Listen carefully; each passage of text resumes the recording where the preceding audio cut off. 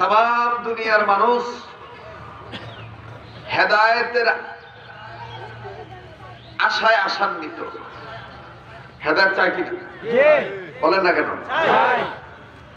সমস্ত মানুষ জাহান্নাম থেকে মুক্তি চায়, ঠিক কিনা? একটা চোরও দেখবেন মরার সময় কয় শেষ তওবা করে মরতাম চাই, আল্লাহ যেন আমার মাফ করে জান্নাত দিয়ে দেয়।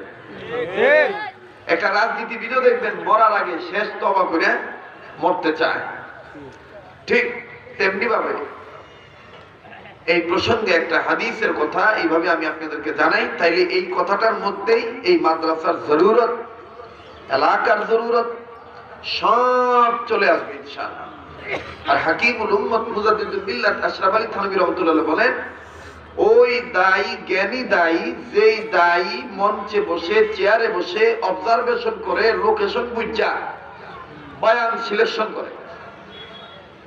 আগে কি করে?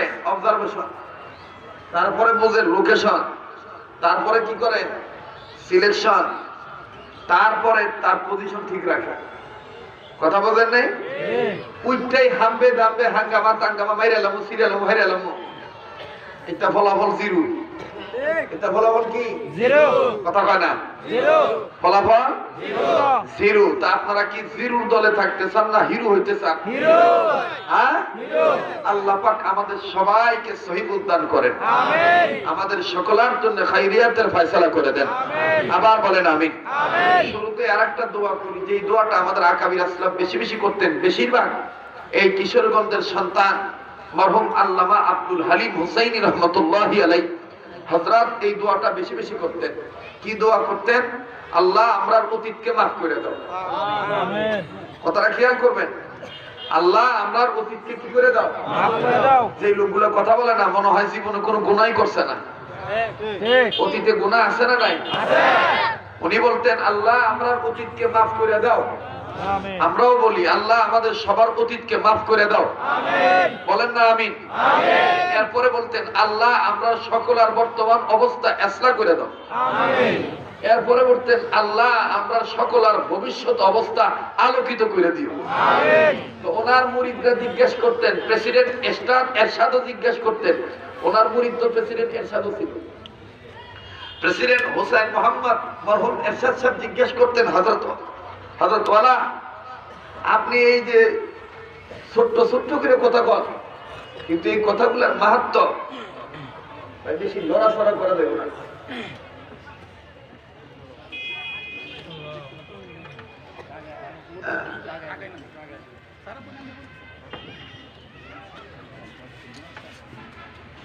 তো বলতেন যে হযরত আপনি বলেন যে অতীতকে মাফ করে দেন, তার মানে বলে এই জগতের মধ্যে আমরা এমন কোন লোক নাই যে অতীতে কম বেশি গুনাহ নাই।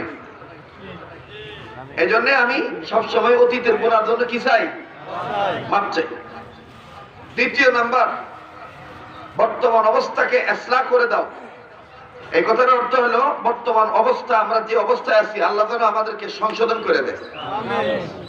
তিন নাম্বার হলো ভবিষ্যৎ জগৎকে যেন আল্লাহ তাআলা আলোকিত করে দেয়। ভবিষ্যৎ হলো কবরের জগৎ। ভবিষ্যৎ কোন জগৎ? কবরের জগৎ। কবরের জগৎ। ভবিষ্যৎ মরণের সময়, মরণকালে যদি কালমা নসিব হয় তাহলে আপনার সবকিছু আলোকিত, আর কালমা যদি নসিব না হয় আপনার কোনো কিছু আলোকিত হবে না, সব অন্ধকার থেকে যাবে। কথা বলেন ঠিক কিনা?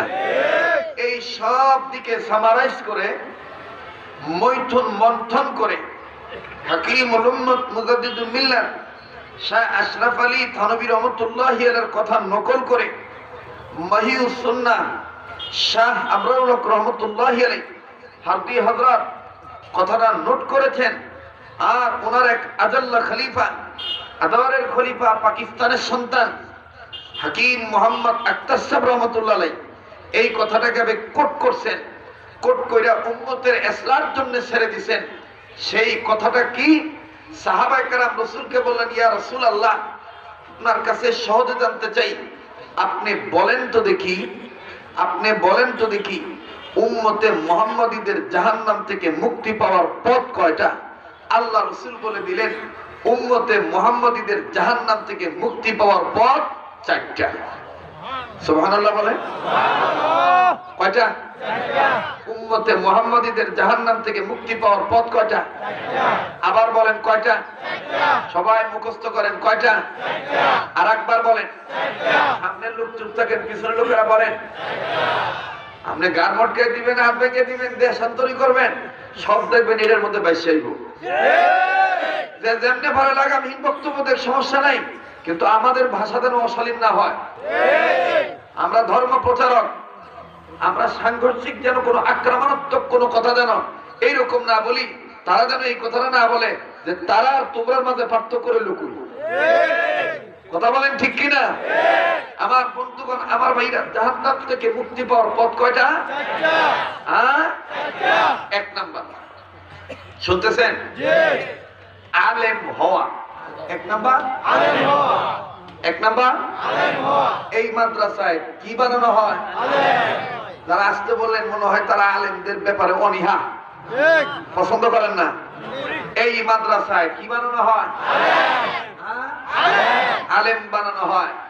আমাদের আকাবির আসলাফ বুজুর্গরা বলেন আলেম কে, আলেম কারা?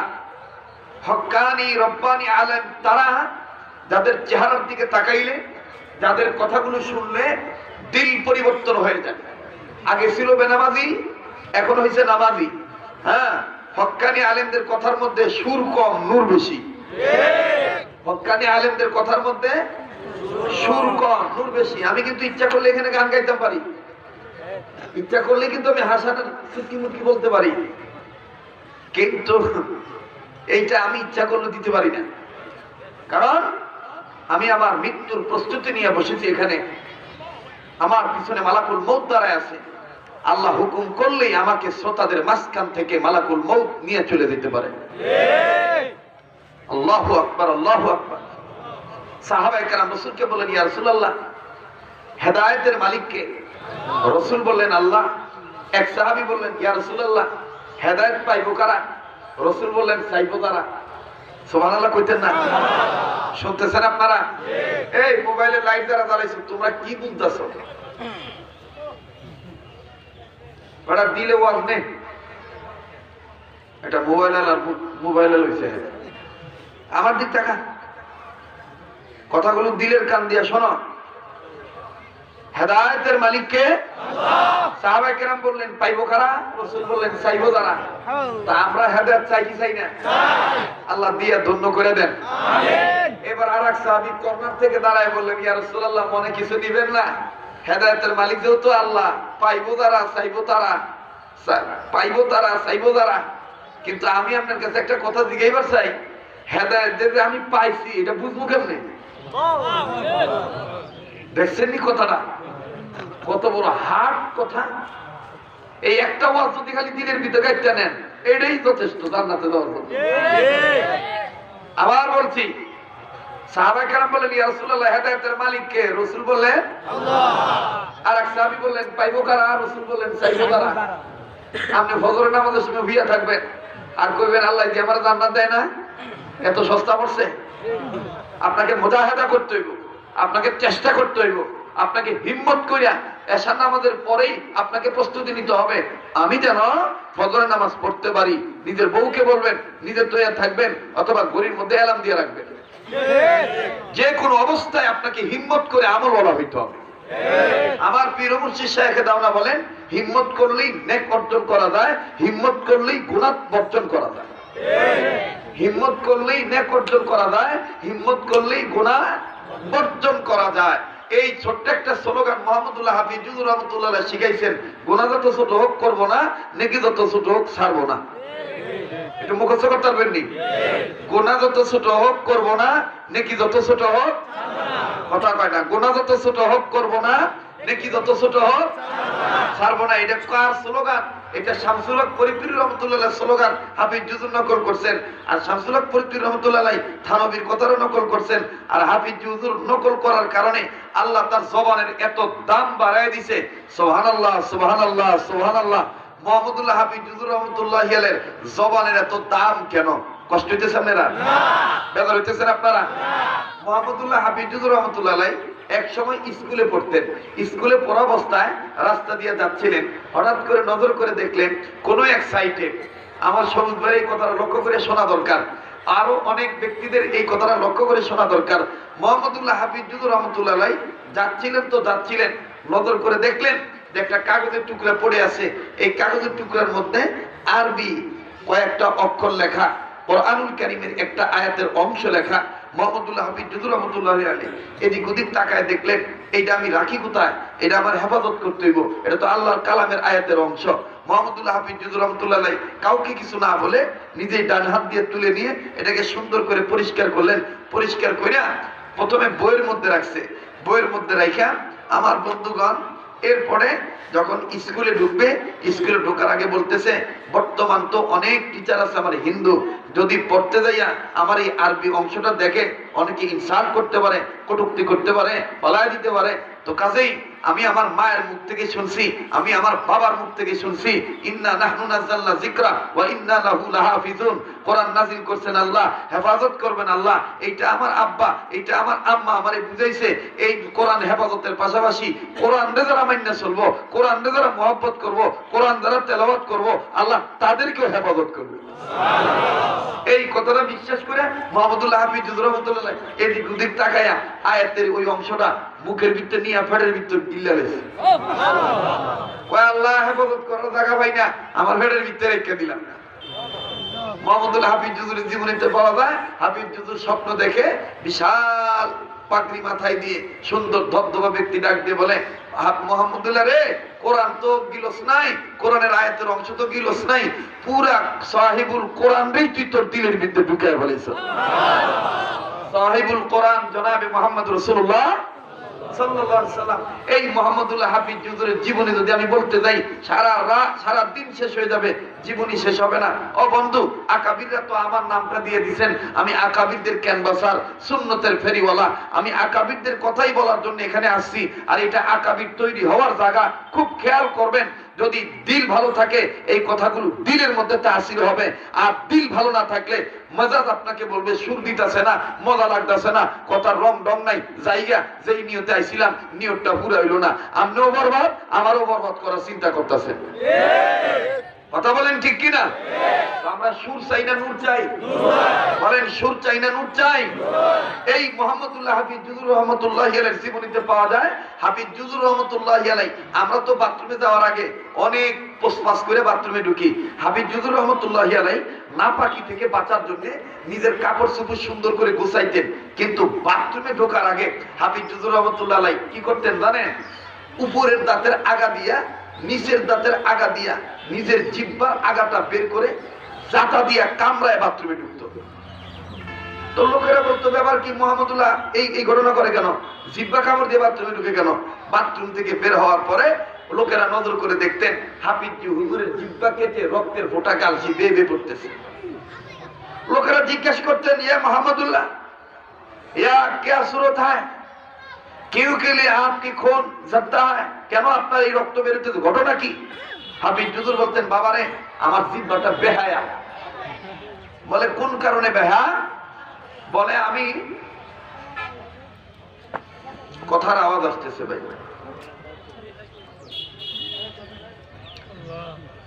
আকাবিরদের কথা যত তাস্কেরা করা হবে, আল্লাহ ওয়ালাদের রুহানিয়াত তাওয়াজ্জুহ তত হাজির হয়ে যাবে, আর এই মজলিসটা আল্লাহর কাছে কবুল হয়ে যাবে এবং আল্লাহর পক্ষ থেকে দয়ার বৃষ্টি শুরু হয়ে যাবে। আমরা আল্লাহর দয়া চাই কি চাই না? বলেন চাই কি চাই না? হাফিজ জুজুর রহমতুল্লাহি আলাইহির এই অবস্থা দেখে যখন দেখলো রক্ত বের হইতেছে, লোকেরা বলতেছেন, এই মুহাম্মদুল্লাহ, আপনার রক্ত বের হইতেছে কেন, মুখ থেকে রক্ত বের হয় কেন?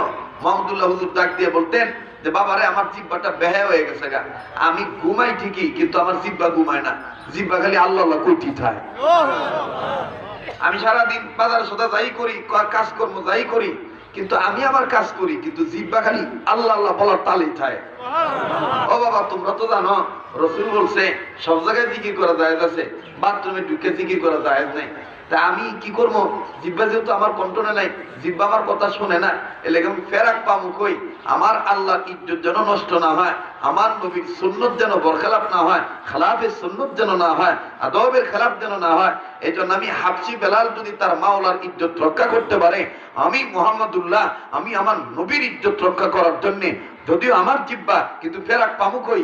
আমি আমার উপরের দাঁতের আগা, নিচের দাঁতের আগা কামড়া দিয়ে ধরে আমার ফাগলা জিব্বাটারে ফেরাক বানাইয়া আমি এখানে আটকায় রাখছি। কিন্তু আমার জিব্বার আগাটারে জাতা দিয়ে ধরল হইব কি বাবা? ও বাবা, আমার এই জিব্বাটা এত বেহায়া, জিব্বার গোড়ার থেকে আগা পর্যন্ত পুরাটাই আল্লাহর পাগল। আমি আগার মধ্যে কামড় দিলে জাতা দিলে কাম হইব কি?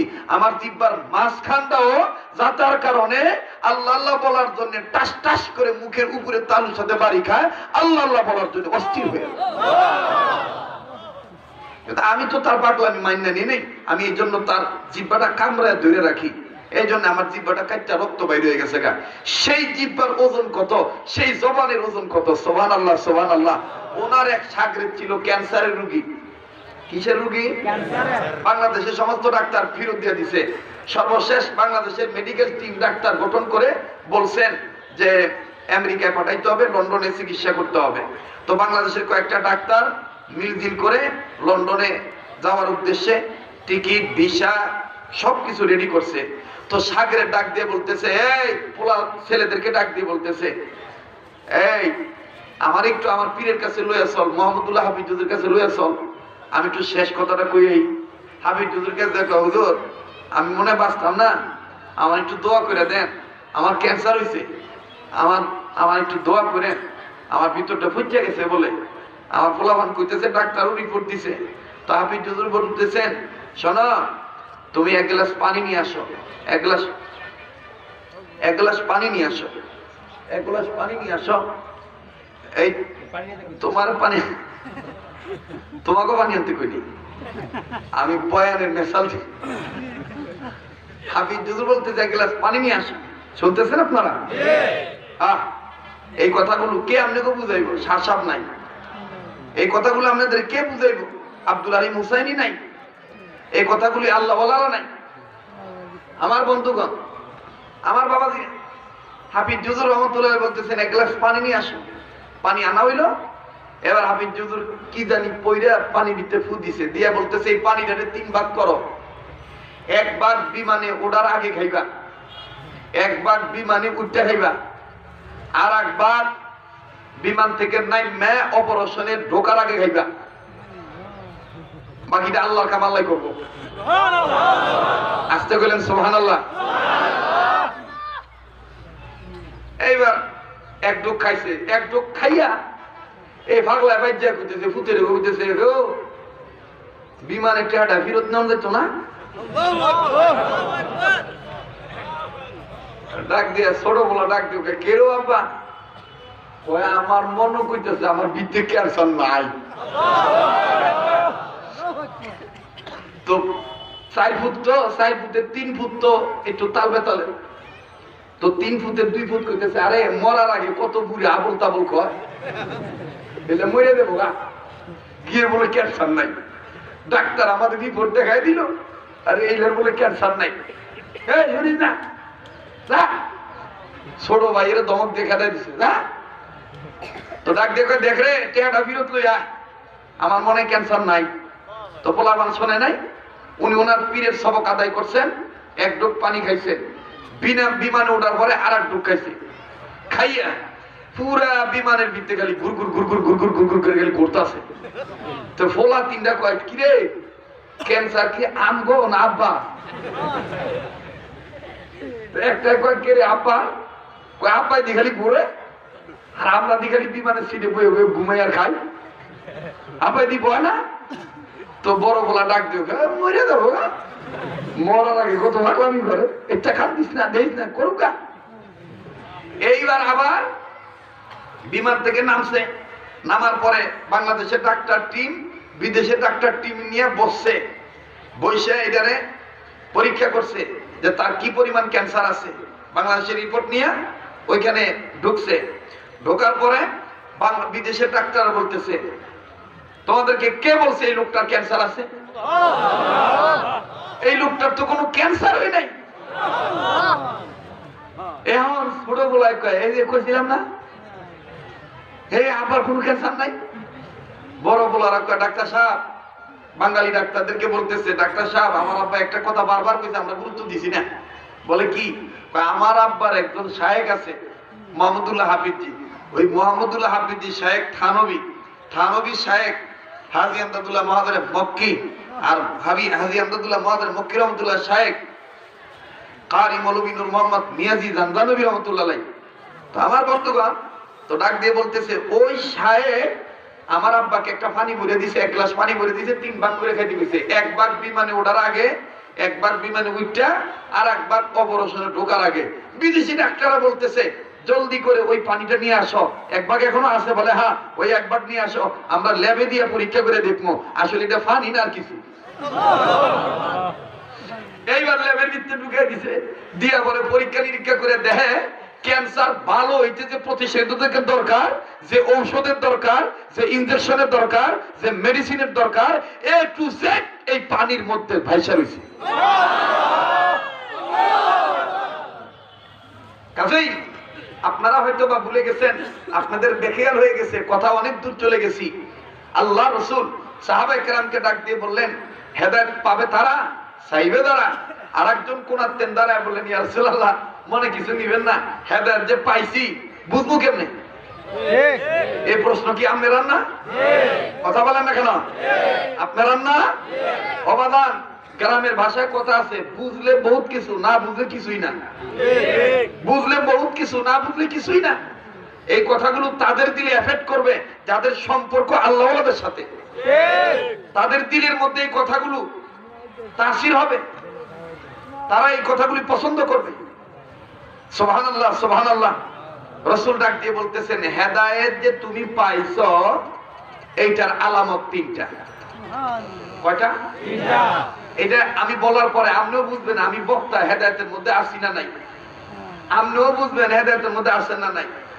এই জন্য আপনাদের জন্য মশহুর প্রয়োজন, জরুর, বেহতার আল্লাহ ওয়ালাদের সহবত, আল্লাহ ওয়ালাদের সহবত। এই যে আমার মুহতারাম ভাই, আজকের মাহফিলের শ্রদ্ধেয় সদরে জলসা সভাপতি আলহাজ হযরত মাওলানা সাইদ আহমদ সাহেব, উনি নিজে সাক্ষী আছেন। এক চিল্লার সময় লাগাইয়া কি পরিমাণ কষ্ট কইরা, নিজের ছেলে মেয়ের মায়া ত্যাগ করিয়া, বউ বেটির মায়া ত্যাগ করিয়া, সংসারের মায়া ত্যাগ করিয়া, রমজান মাসে যখন মানুষ করুণায় খালি মরে, পরে আর মরে, পরে আর মরে, ওই সময় আমি সবকিছু ছাইরা দিয়া আল্লাহ ওয়ালার সোহবতে ছিলাম। আমার আপন পীর ও শায়েখ মুর্শিদ অধ্যক্ষ মিজানুর রহমান চৌধুরী দেওয়ানার হযরতের সোহবতে ছিলাম। এমন একটা অবস্থা হয়েছিল ওই দিনে, রাত্রের ভয়াবহ অবস্থা, বাঁচার কথা ছিল না। আমার শায়েখ জানালা দিয়ে বলে তাকায় খালি হাসে, খালি হাসে। আমার সাইদ ভাই, আরো যত ওলামায়ে কেরাম ছিলেন সবাই ভয় পাইছে যে শরীয়তপুরি মনে আর বাঁচবে না। কিন্তু আমার শায়েখ বারান্দা দাঁড়া দাঁড়া হাসছে আর বলছে, আরে এই বেড়ায় জ্বলতাছে, এই বেড়ারে জ্বালানো হইতেছে, এই বেড়ারে আল্লাহ পরীক্ষা করতেছে, এই বেড়া সুলুকের লাইনে আইছে, আল্লাহ এই বেড়ার কবুল করবে ইনশাআল্লাহ। তো ভাইরা আমার, এই জন্য আল্লাহ ওয়ালাদের সহবত বহুত দরকার, বহুত দরকার, বহুত দরকার। আমার বন্ধুগণ, আমার ভাইরা, তো রাসূল ডাক দিয়ে বলতেছেন হেদায়েতের আলামত 3টা। কয়টা? এই কথা বলা মাত্রই আমার বন্ধুগণ, আমার ভাইরা, আল্লাহ নবী মুহাম্মদুর রাসূলুল্লাহ সাল্লাল্লাহু আলাইহি ওয়াসাল্লাম, এ বন্ধু কোন দিকে নজর নাই, দেখেন দিলটা নরম হয়নি, একটু কান্নাকাটি করা যায়নি। আমার বন্ধুগণ, কাঁদলি আমার আল্লাহ খুশি হয়ে যাবে, কান্নাকাটির দ্বারা আল্লাহকে পাওয়া যাবে, কান্নাকাটির দ্বারা গুনাহ মাফ হয়ে যাবে। আমার বন্ধুগণ, কেন আপনি মাওলার জন্য রাজি হবেন না? মনে রাখবেন, এই দুনিয়া থাকার জায়গা না।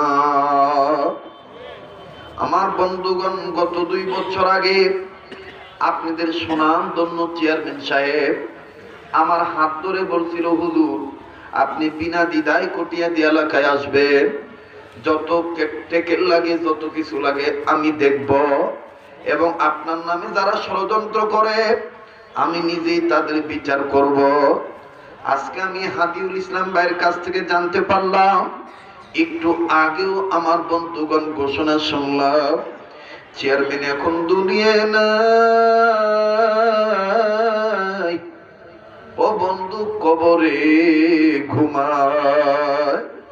কাজেই আমারও তোমারও জীবনের শেষ বয়ান হইয়া যাইতে পারে, আমারও তোমারও জীবনের শেষ বয়ান হইতে পারে। প্লিজ যুবক, দেখো এক ফোঁটা চোখের পানি তুমি বাইর করতে পারো কিনা, মাছির মাথা পরিমাণ পানি তোমার বের হয় কিনা। এ বন্ধু, আজকে তুমি কান্দ, এই চোখের পানি ওই দিন কাজে লাগবে যেই দিন তোমার মা তোমার উপকারে আসবে না, যেই দিন তোমার বাবা তোমার উপকারে আসবে না। এমনকি আমার আল্লাহ ডাক দিয়ে বলবে, সূর্যরে তুমি তোমার 12টা মুখ খুলে দাও, আজকে আমি হাসরের ময়দানে নাফরমানদেরকে একটু সাজা দেব। ও বন্ধু, 12টা মুখ যখন সূর্য খুলিয়ে দিবে, সূর্য খা খা করে যখন তাপ দিবে, কত মানুষের মগজগুলি টাস টাস করে গলে গলে পড়বে, কত মানুষের মাথার কাছে সূর্য চলে আসবে, কত নাফরমানের জিহ্বা নাভি পর্যন্ত ঝুলে পড়বে, এমনকি কত গর্ভবতী নারীর গর্ভ খসিয়া যাইবে। আমার বন্ধুগণ, মানুষ জমিনের উপর দাঁড়ায় থাকতে পারবে না, জমিন তামা তামা হইয়া যাবে। ও বন্ধু, 2 পা দিয়া জমিনে দাঁড়ায় থাকতে পারবো না, 1 পার উপর ভর করবে তাও জায়গা পাবে না। কত মানুষ পানি পানি বলে চিৎকার করবে, আদম নবী পর্যন্ত ইয়া নাফসি ইয়া নাফসি বলবে, ইব্রাহিম নবী পর্যন্ত ইয়া নাফসি বলবে। আমার বন্ধুগণ, ঈসা, মুসা, জাকারিয়া, ইয়াহইয়া, ইয়াকুব সমস্ত পয়গম্বর ইয়া নাফসি বলবে। কেবলমাত্র একজন, যেই নবী বলতেছে হেদায়েতের আলামত 3টি, ওই নবী উম্মতের দরদি হইয়া কাঁদবে আর ডাক দিয়ে বলবে, উম্মতি উম্মতি।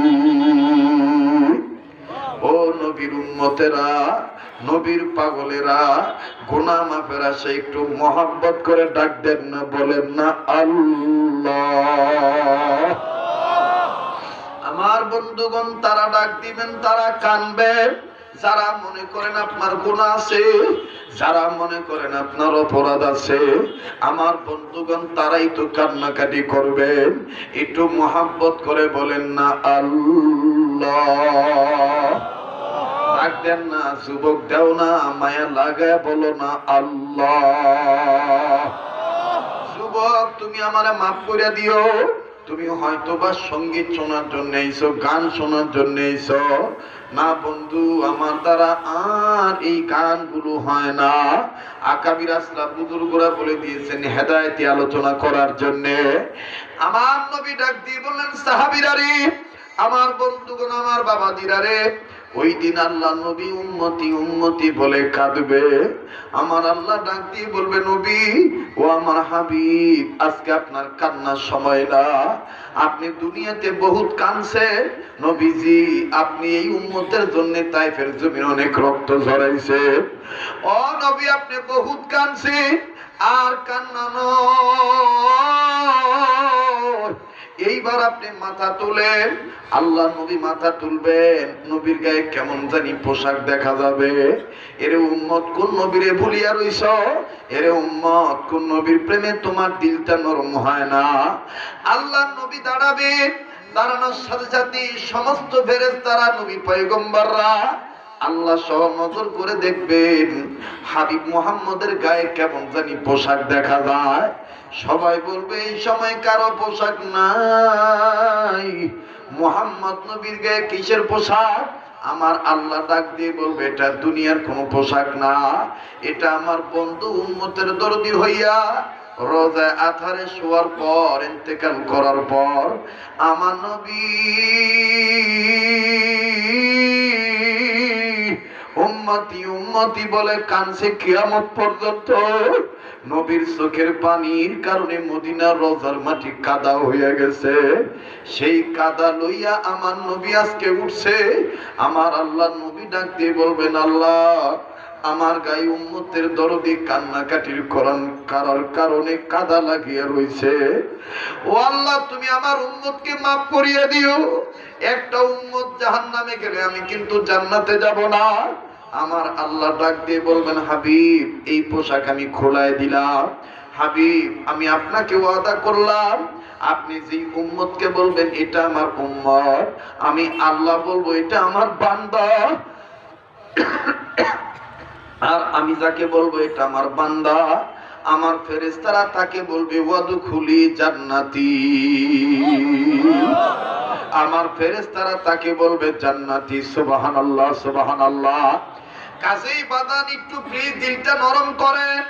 কার জানি মা আছে, কার জানি বাবা নাই, কার জানি কোন রোগ আমার বন্ধুগণ ভালো হয় না। বাবাজি কান্না না আসলো কান্নার ভান ধরবে, আল্লাহ তাও আপনাকে মাফ করিয়া দিতে পারে। প্লিজ বন্ধু দিলটা নরম করিয়া দেন। কাহার দিকে কোনো দিকে আপনি তাকাইবেন না।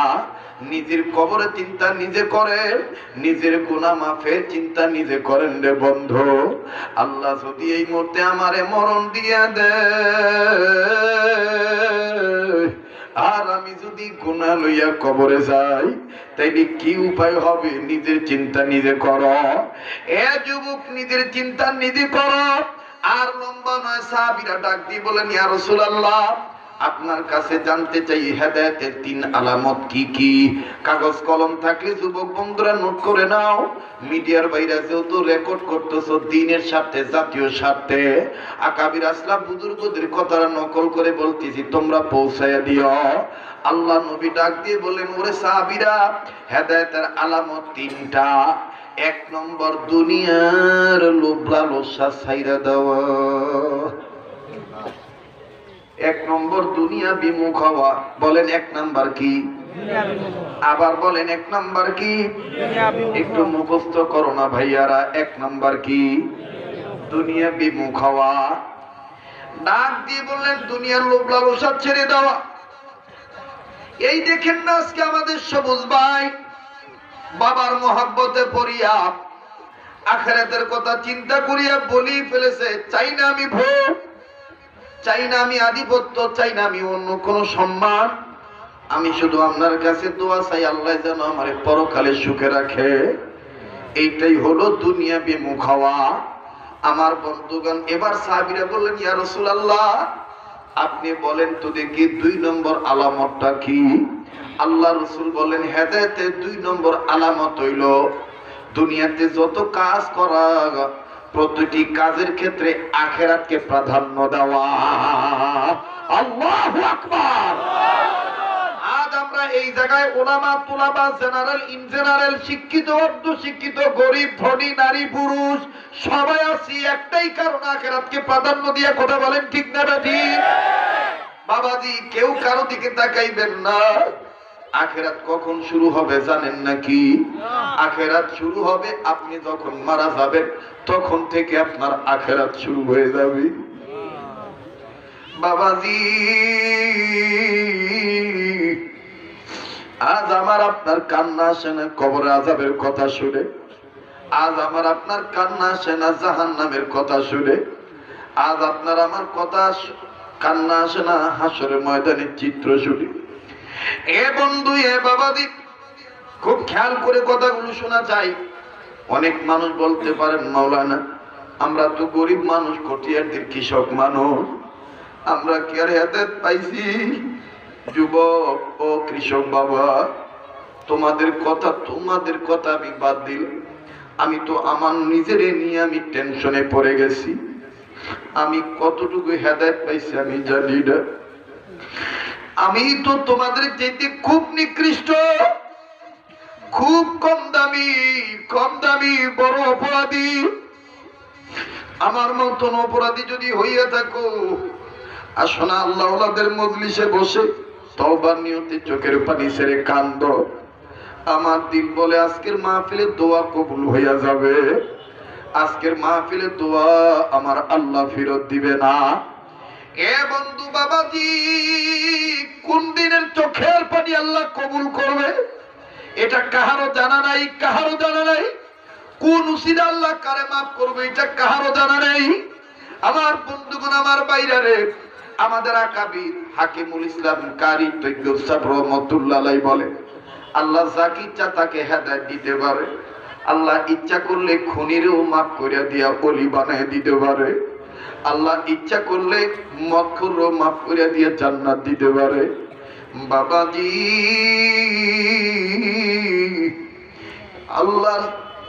আল্লাহর বান্দা কারি তৈয়ব সাহেব রহমাতুল্লাহ আলাইহি কিতাবের মধ্যে লেখে, খুব খেয়াল করো কটিয়ার দিক যুবক ভাইরা, আসমিতার ভাইরা, অত্র এলাকার ভাইরা, গাঙ্গুল পাড়ার ভাইরা, দিলটা নরম করে দেন, দিলটা নরম করে দেন। কেউ কাহার দিকে তাকায়েন না। আমি আমার জীবনের শেষ বয়ান মনে করে বয়ান করছি, আর একটু চিন্তা করে দেখেন আকাবিরদের সহবতে যে আমি কি পাইলাম। আহমদ শফি রহমাতুল্লাহ আলাইহি আমারে কি দিয়া গেল, দেওনার হযরত আমারে কি দিল, সারা বাংলাদেশের এশিয়া মহাদেশের সমস্ত বুজুর্গরা আমারে কি দিল। বাজান খুব খেয়াল করে কথাগুলো শোনা চাই, একটু মহাব্বত করে গুনাহ মাফের আশা একটা ডাক দেন না, বলেন না আল্লাহ। হয় না এতগুলা মানুষের দিল থেকে আওয়াজ আসলে আরো প্রেমের আওয়াজ বাড়বে। নিজের নিজের গুনাহ মাফের আশায় বলেন না আল্লাহ। আবার বলো না বন্ধু আল্লাহ। কেন বোঝো না? মায়ের কাছে মা বইলা ডাক দিয়া মাপ চাইলে মার দিল নরম হইয়া যায়। মায়ের চাইতে তো বাবার দয়া, আল্লাহর দয়া অনেক বেশি। আল্লাহকে আল্লাহ বলে ডাকলে আল্লাহ খুশি হইয়া যায়। আবার আল্লাহ বলেন, নবীজি যেই বুড়া, যেই মুরব্বী, যেই বান্দার চুল দাড়ি সাদা হয়ে গেছে, এই বুড়া যদি আল্লাহ বলে ডাক দেয়, আমি আল্লাহ, আমি আল্লাহ তোমাকে, তুমি নবীকে বলে দিলাম, এই বুড়া লোককে মাফ না করা পর্যন্ত আমি আল্লাহ লজ্জা পাই। আল্লাহু আকবার। কোন যুবক যখন একবার নিজের ভুল বুঝতে পারি, আমি আল্লাহকে আল্লাহ বলে ডাক দেয়, আমি আল্লাহ তার ডাকে 70 বার জবাব দিয়ে বলি কি হইছে বাজান রে, কাজে আসো না, আসো না, জীবনে যা করেছি অন্যায় ভুলে যাইয়া গুনাহ মাফ চাওয়ার জন্য আসো না, তওবার মজলিসে একটু বসে পড়ি, আর মায়া লাগায় বলি আল্লাহ। আবার বলেন আল্লাহ। আর একবার মোহাব্বত করে ডাক দেন, বলেন আল্লাহ। হাকিমুল ইসলাম কারি তৈয়ব সাহেব রহমাতুল্লাহ লেখেন, কারি তৈয়ব সাহেব রহমাতুল্লাহ আলাইহি লেখেন, জমিদার ফ্যামিলির ছেলে। আমার বন্ধুগণ সারা জীবন মদ খাইছে, সারা জীবন মদ পান করছে, সারা জীবন মদ পান করছে। আমার বন্ধুগণ, আমার বাইরারে সারা জীবন মদ পান করছে। বন্ধু বান্ধবের সাথে আড্ডা দিছি, সন্ধ্যার পরে বন্ধুদেরকে নিয়ে মদের আড্ডাখানায় গেছে।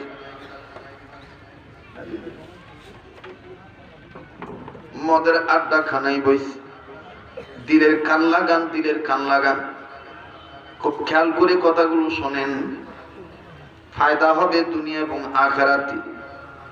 আর একবার একটু ডাক দেন, বলেন আল্লাহ। প্লিজ মাথাটাও নাড়াইবেন না, এদিক সেদিক তাকাইবেন না। যুবক, তোমার নিজের হিসাব তুমি নিজে করো। মা বোন, তোমার নিজের হিসাব তুমি নিজে করো। ওলামা তোলাবা, তোমাদের চোখে কেন পানি আসে না? আমাদের আকাবির আসলাফ বুজুর্গদের ইতিহাস করলে পাওয়া যায়। ইমামুল আউলিয়া রশিদ আহমদ গঙ্গী রহমাতুল্লাহি আলাইহি, ওনার তো এলেমের অভাব ছিল না, ওনার তো চেহারা অনেক সুন্দর ছিল, সম্পদের তো অভাব ছিল না।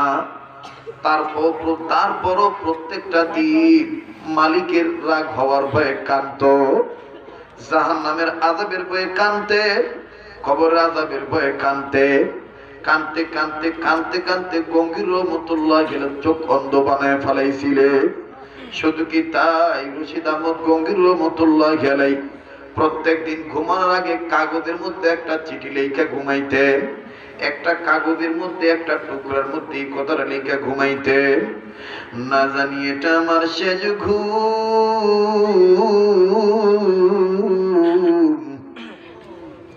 আগামীকালকে আমি আর জিন্দা নাও থাকতে পারি। আমার বন্ধুগণ, আমার ভাইরা, এই দেখেন আখিরাতমুখী কাজ করা হেদায়েতের 2 নম্বর আলামত হলো আখিরাতমুখী কাজ করা। ওই মাতাল ছেলে, জমিদার ফ্যামিলির ছেলে, প্রত্যেকটি দিন বন্ধুদের সাথে আড্ডা দেয়। একদিনের ঘটনা অন্যরকম হয়ে গেল। আল্লাহর বান্দা যখন মদ খাওয়ার জন্য বন্ধুদের সাথে রওনা দিছে, বন্ধুরা আগে আগে চলে গেছে। আমার ভাইরা, আমার বন্ধুগণ, বন্ধুরা যখন আগে আগে চলে গেলেন, আগে আগে যাওয়ার পর এই মাতাল ছেলেটা তো একটু পিছনে পড়ে গেল। উনি যেই রাস্তা দিয়ে যায় সেই রাস্তার সাইডে কবরস্থান। কবরস্থান থেকে আওয়াজ আসতেছে একটা কচি বাচ্চা সন্তান কখনো কখনো এইভাবে বলতেছে, মাগো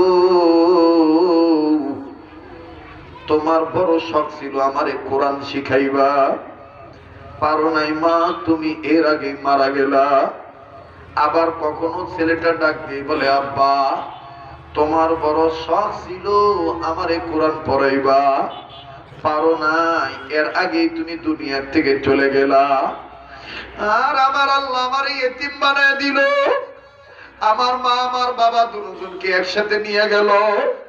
আব্বা আম্মা তোমাদের সব পুরা করার জন্য মাদ্রাসায় ভর্তি হইতে গেছিলাম, কিন্তু এই এলাকায় গরিব মানুষের কোনো দাম নাই। আব্বু গো, বর্তমান ব্রিটিশ সরকার নিয়ম করে দিছে মাদ্রাসায় পড়তে গেলে ইলেকট্রিসিটি থাকবে না, বিদ্যুৎ থাকবে না। যারা কোরআন পড়বে, যারা হাদিস চর্চা করবে, তারা নিজের অর্থ সম্পদ ব্যয় করে কোরআন হাদিস রিসার্চ করবে। আব্বা গো, আমার কাছে টাকা নাই, নিজের জ্বালানি খরচের টাকা নাই, এই জন্য কোনো ব্যক্তি আমার মাদ্রাসায় ভর্তি করে না। মা গো, পারলাম না হাফিজ হইতে, পারলাম না কোরআন তেলাওয়াত শিখতে। আমার বন্ধুগণ, আমার ভাইরা রে, এই বয়ানটা যখন মা বাবার কবর উপর হাত রেখে বলতেছে, ওই মদখোর ছেলেটা যাচ্ছিল কিন্তু ব্রেক হয়ে গেল। মাদক সেবনকারী ছেলেটা ব্রেক হয়ে গেছে। প্রতিনিয়ত মদ খাইতেন, কিন্তু আজকে জমিদারের ছেলে আর গেল না, জায়গায় ব্রেক হয়ে গেল। কে রে?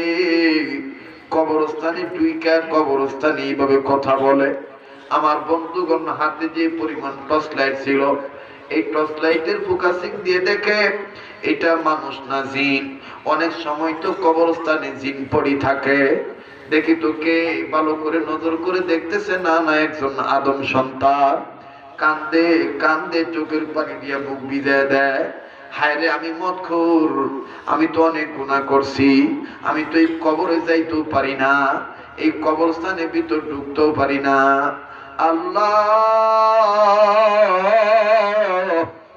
এই ছেলেটা বাইরে এলে আমি তারে কোলে নেব এবং তার সমস্যাটা আমি জানব। মুসলমান ভাইরা আমার, হাকিমুল ইসলাম কারি তৈয়ব সাহেব রহমতুল্লাহ আলাইহি লেখেন, এই ছেলেটা কান্নাকাটি শেষ করার পরে কবরস্থানের গেটের কাছে যখন আসলো, জমিদার ছেলেটা ডাক দিয়ে বলতেছেন, ভাইয়া তুমি কে, তোমার নাম কি? ছেলেটা ডাক দিয়ে বলেন, ভাই আপনি কি শুনেন নাই, দেখেন নাই, কয়দিন আগে যেই বাড়িতে আগুন লাগা বাড়িঘর পুড়িয়া ছাই হইয়া গেল, যেই বাড়িতে নারী পুরুষ একসাথে মারা গেল, ওই বাড়িটাই তো আমাদের ছিল। আমার মাও মারা গেছে, আমার বাবাও মারা গেছে। আমি মুসলমান, আমি মাদ্রাসায় ভর্তি হব, কিন্তু মাদ্রাসায় ভর্তি হইতে পারলাম না। আমারে কেউ ভর্তি করায় না। সবাই বলে জ্বালানি খরচ লাগবো, তেল লাগবো, তেলের টাকা লাগবো। ভাই, আমার তো মাও নাই, আমার তো বাবাও নাই। বাজান রে, যার মা মরিয়া গেছে তার মতন বড় দুঃখী আর কেউ না। যার বাবা মারা গেছে তার মতন বড় অভিভাবক শূন্য আর কেউ নাই। কাজেই যাদের মা আছে, বাপ আছে, মা বাবার কদর করো। আমার বন্ধুগণ ছেলেটা কান্দে ডাক দিয়ে বলে, আমার মাও নাই বাবাও নাই, এই জন্য আমি মনে হয় কোরআন পড়তে পারবো না। ছেলেটা দিল্লির ছেলেটা, জমিদার ফ্যামিলির ছেলেটা, এই তলবে এলেমের মাথায় হাত রেখে বলে, ভাই আর জীবনে মদ খাবো না, কত টাকা নষ্ট করেছি মদের পিছনে, তোমার মাথায় হাত রেখে ওয়াদা করলাম আর মদ খাবো না। মদের টাকা দিয়ে আমি নিজে তোমার তেল কিনে নিয়ে তোমাকে মাদ্রাসায় ভর্তি করে দিয়ে আসবো। আমার বন্ধুরে হেদায়েতের মালিক আল্লাহ, যারা কাঁদতেছে এই চোখের পানি টিস্যু দিয়ে মুছবেন না, এই চোখের পানি কাপড় দিয়ে মুছবেন না, এই চোখের পানি আমার বন্ধুগণ চেহারায় মিশা রাখবে। এই চোখের পানি ওই দিন কাজে লাগবে যেই দিন কেউ কাহারও কোনো উপকারে আসবে না। এই চোখের পানি সাক্ষী দিয়ে বলবে, আল্লাহ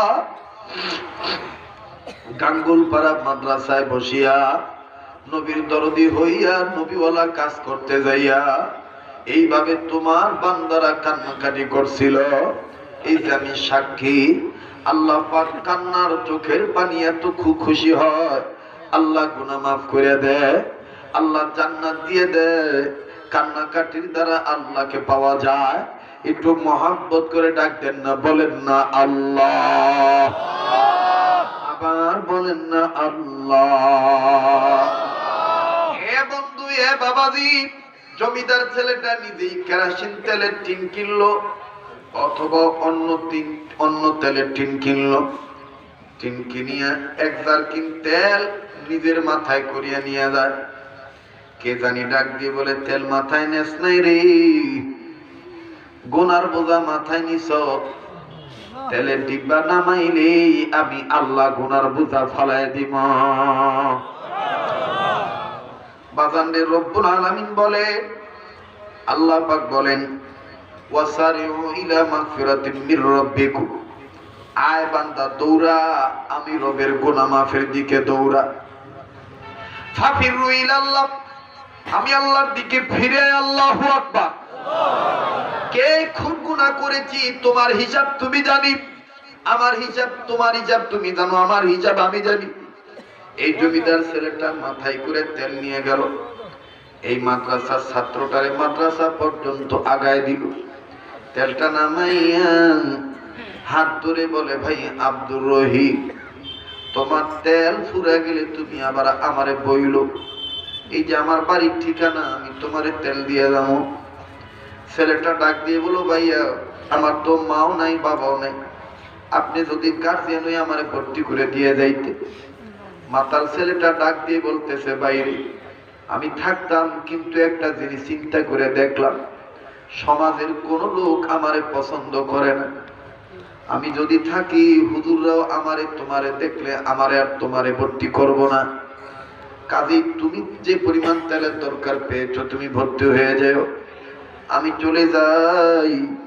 মাতাল ছেলেটা চলে গেল। আমার বন্ধুগণ, মাত্র 2 দিনের ব্যবধানে ছেলেটা মারা গেল। জমিদার ফ্যামিলির ছেলেটা মারা গেল। এ বন্ধু, কোন লোক তার দ্বারা নামাজ পড়াবে না, কেউ তার লাশটা ধোয়াবে না। ও বাজান রে, আব্দুর রহিম কান্দার ডাক দি বলে, আমার মাও গেল বাবাও গেল, একটা অভিভাবক মিলাইলা এইটারও তুমি নিয়ে গেলে। আল্লাহ, তাইলে কি আমার মাদ্রাসায় পড়া হবে না? কাউরে কিছু কয় না, খালি কান্দে। বন্ধু, মাদ্রাসার হুজুররা যখন ঘুমের ঘরে গেল, স্বপ্নের মধ্যে মুতামিম সাহেব নজর করে দেখে, আমার আল্লাহ ডাক দিয়ে বলে, কারে তোমরা গুনাহগার ভাইবা পাপী ভাইবা ফালায় দিচ্ছ, জলদি করে তারে জানাজার নামাজ পড়ায় কবরে শোয়া দাও। এটা তোমাদের নজরে মাতাল ছিল, আমি আল্লাহর নজরে এটা আমার বন্ধু। এই জন্য আমাদের আকাবির আসলাম বুজুর্গরা বলেন, পাপকে ঘৃণা করো, পাপীকে নয়। পাপকে ঘৃণা করো, পাপীকে নয়। এ বন্ধু, এ বাবাজি, মাদ্রাসার বড় হুজুর অস্থির হয়ে গেল। লাশটা খুঁজে বাইর করলেন। খুঁজে বাইর করে যখন জানাজার নামাজ পড়ানোর জন্য দাঁড়াই, কাতারবদ্ধ ছাত্ররা দাঁড়াইছে। পিছনের কাতার থেকে একটা কচি বাচ্চার কণ্ঠে কান্নার আওয়াজ আসে, আমার আর কে তেল কিনে দিব,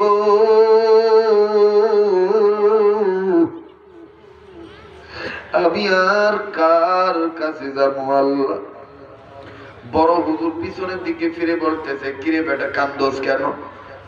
আব্দুর রহিম সামনে এসে বলে, হুজুর, যেই ভাইয়াটার জানাজা পড়ানোর জন্য আপনি দাঁড়াইছে, এই ভাইটাই তো আমার তেল কিনে দিছে, আমাকে মাদ্রাসার পড়াবার সহযোগিতা করছে। বড় হুজুর কান্দার ডাক দিয়ে কয়, আল্লাহ,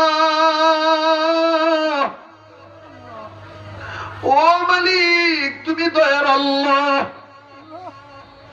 তুমি দয়ার আল্লাহ। এই সামান্য উসিলে তুমি তোমার গোলাম রে মাফ করে জান্নাত দিয়ে দিছো। আল্লাহ, তুমি দয়ার আল্লাহ। কাজী বাজান, হেদায়েত কারে আল্লাহ কখন দিব আল্লাহ ভালো জানে। সাহাবী বললেন, ইয়া রাসূলুল্লাহ, হেদায়েতের 2 নম্বর আলামত। নবী বললেন, আখিরাতমুখী কাজ করা। আমার বন্ধুগণ এবার বললেন, নবীজি, হেদায়েতের 3 নম্বর আলামত কি? নবী বললেন, হেদায়েতের 3 নম্বর আলামত সব সময় মরণের প্রস্তুতি নিয়ে রাখা। চিৎকার দিয়ে বলেন সুবহানাল্লাহ। এবার মনে আছে কিনা জানি না, সাহাবায়ে কেরাম রাসূলকে বললেন, নবীজি, জাহান্নাম থেকে মুক্তি পাওয়ার পথ কয়টা? আল্লাহ রাসূল বললেন 4টা। 1 নম্বর হলো আলেম হওয়া। বলেন বলেন, 1 নম্বর। আবার বলেন, আবার বলেন, আলেম হওয়া। এবার ডাক দিয়ে বলেন, হযরত 2 নম্বর কি? রাসূল বললেন, 2 নম্বরে আলেমের ছাত্র হওয়া। এবার বললেন, 3 নম্বরটা কি? রাসূল বললেন, জাহান্নাম থেকে উম্মতি মুহাম্মাদীদের মুক্তি পাওয়ার পথ 3 নম্বরটা আলেমদের কথা শোনা। সাহাবায়ে কেরাম বলেন, ইয়া রাসূলুল্লাহ, 4 নম্বরটা কি? রাসূল এবার 4 নম্বরটা বলবেন, অবশ্যই বলে দিয়েছে। আপনাদেরও আমি বলে দেব, কিন্তু বলার আগে মাত্র 10টা মিনিট